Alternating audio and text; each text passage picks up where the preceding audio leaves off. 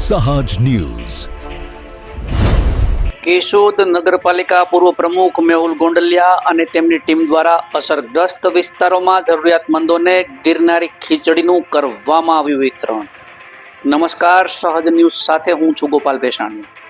કેશોદમાં 4 જુલાઈના રોજ કેશોદમાં સતત વરસી રહેલા ભારે વરસાદને કારણે અનેક નીચાણવાળા વિસ્તાર અને ઝૂંપડપટ્ટી વિસ્તારમાં જનજીવન પ્રભાવિત બન્યું છે.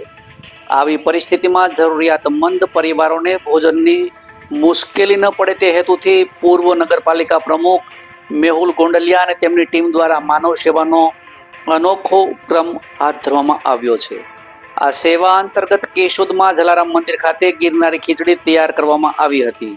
ત્યારબાદ સેવાભાવી કાર્યકરોની ટીમ શહેરના વિવિધ અસરગ્રસ્ત વિસ્તાર અને ઝૂંપડપટ્ટી વિસ્તારમાં પહોંચી જરૂરિયાતમંદ પરિવારને તેમના રહેઠાણ સુધી ગરમાગરમ ભોજન પહોંચાડવામાં આવ્યું હતું.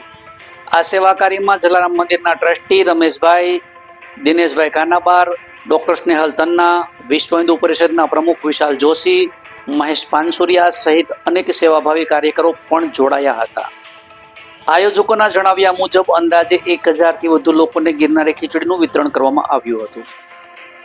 જો વરસાદની પરિસ્થિતિ યથાવત રહેશે તો સાંજના સમયે પણ વધુ જરૂરિયાતમંદ પરિવારો સુધી ભોજન પહોંચાડવાની વ્યવસ્થા કરવામાં આવશે. તેથી કોઈ પણ પરિવાર ભૂખ્યો ન રહે. આપત્તિના સમયમાં હાથ ધરાયેલા આ સેવા કાર્યને સ્થાનિક લોકોમાંથી પ્રશંસા મળી રહી છે અને તેમને સમાજ સેવાની પ્રેરણાદાયી ઉદાહરણ પણ માનવામાં આવી રહ્યું છે. રિપોર્ટર દિનેશ કાનાબાર, સહજ ન્યૂઝ, કેશોદ. મેહુલ ગોંડલિયા, પૂર્વ નગરપાલિકા પ્રમુખ, કેશોદ. હાલ કેશોદમાં 2-3 દિવસના ફૂલ વરસાદ છે અને અમે અને અમારું મિત્ર મંડળ દ્વારા આજરોજ જે ગરીબ માણસો છે ત્યાં ગિરનારી ખીચડીનું વિતરણ કરવામાં આવે છે.